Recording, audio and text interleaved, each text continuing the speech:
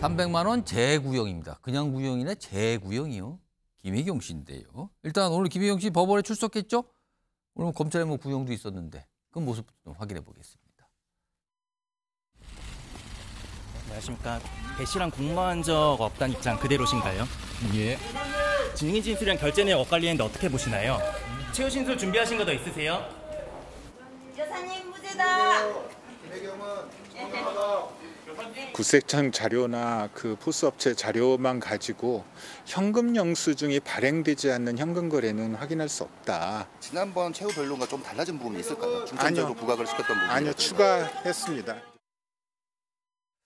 자, 상황 좀 보겠습니다. 이게 좀 쭉 이어진 상황이에요. 내용 좀 정리해 보죠. 예, 보시면요. 이게 지난 2월에 공직선거법 위반 혐의로 불구속 기소. 그러니까 당시에 이게 2021년 상황이죠. 8월에. 그러니까 당시가 이재명 대표가 이제 대선 후보 경선 출마 선언을 하고 그쯤이거든요. 근데 당시에 이제 경기도 법인카드로 민주당 관계자와 뭐 공무원에게 식사를 제공한 혐의. 그러니까 관계자들에게 뭐 식사를 제공한 혐의. 이게 이제 선거법 위반 혐의로 기소가 됐어요. 그리고 1심이 7월에 1심 결심이 있어서 그때 당시 300만 원이 구형됐거든요. 근데 이게 조금 지나서 재판부가 변론 제기를 해요. 그러니까 더 뭘 좀 알아본 거죠. 그리고는 오늘 두 번째 1심 결심. 근데 똑같이 앞서서 똑같이 300만 원 재구형이 나왔어요. 일단 화면 검찰이 오늘 이 구형을 하면서 내용 설명이 있거든요. 화면 좀 보겠습니다. 이걸 좀 보시면서 서정욱 변호사 300만 원 벌금 구형이거든요. 이거는 어떻게 봐야 되고 이유가 뭐라고 봐야 됩니까? 근데 구형은 저 배모 씨라는 그분이 공범자죠. 예. 수행돼서 그분은 그 징역 10월에 집행유예가 2년 나왔어요.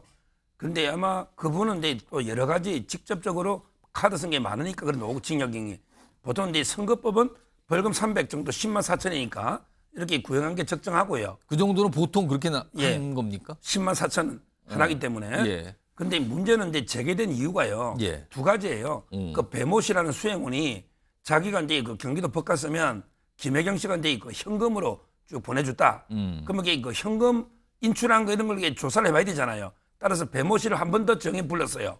그거 하나.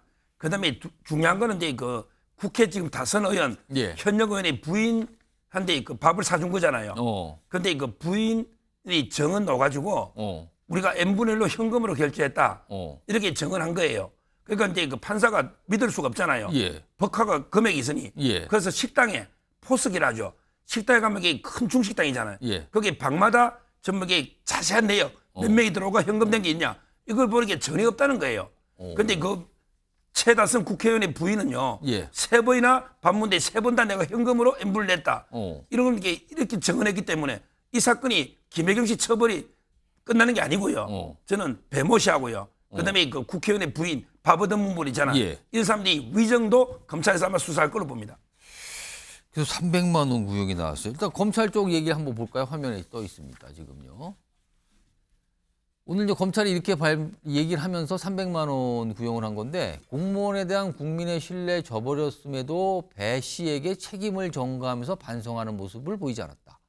하급자에게 책임을 몰고 자신은 빠져나가려는 행태, 양형에 반영돼야 한다. 그러면서 300만 원 이렇게 얘기한 거잖아요. 그리고 오늘 김혜경 씨가 최후 진술 이런 형식으로 얘기를 좀 꺼내놓은 게 있습니다. 화면에 보시죠. 저는 범행에 관여하지 않았으며 일단은 부인을 하는 거죠. 배 씨에게 식비 결제를 시키지 않았지만 제가 생각해도 그 상황이 의심스러운 거는 사실이다. 김상희 변호사, 특히 그 상황이 좀 의심스러운 건 사실이다. 이건 무슨 말입니까, 이거는? 그러니까 그 상황을 의심하는 분들이 뭐 그렇게 하는 게 또 뭐 아주 잘못된 거는 아니다. 그렇지만 그렇게 오해할 수 있지만 나는 무죄다. 이런 부인은 말씀을 시킨 바 하는 없다. 거죠. 그렇게 하라고. 그렇죠. 시킨 바는 없지만 이 상황 자체를 그렇게 좀 사람들이 오해하고 볼 만한 그런 상황인 것은 본인도 예. 좀 뭐 그 부분은 이해한다. 뭐 이런 얘기를 하는 것이죠. 지금요, 이 재판이 다음 달 14일 날 1심이 나오잖아요. 그리고 그 다음 날이 이재명 대표의 또 1심이 나와요. 연속해서 부부가 지금 14, 15 각각 2심이 나옵니다. 네.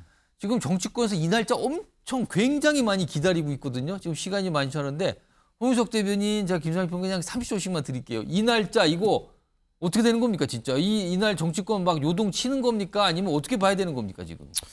재판은 법리와 증거에 따라서 하면 되는 거고요. 예. 정치는 민심에 따라서 하면 되는 겁니다.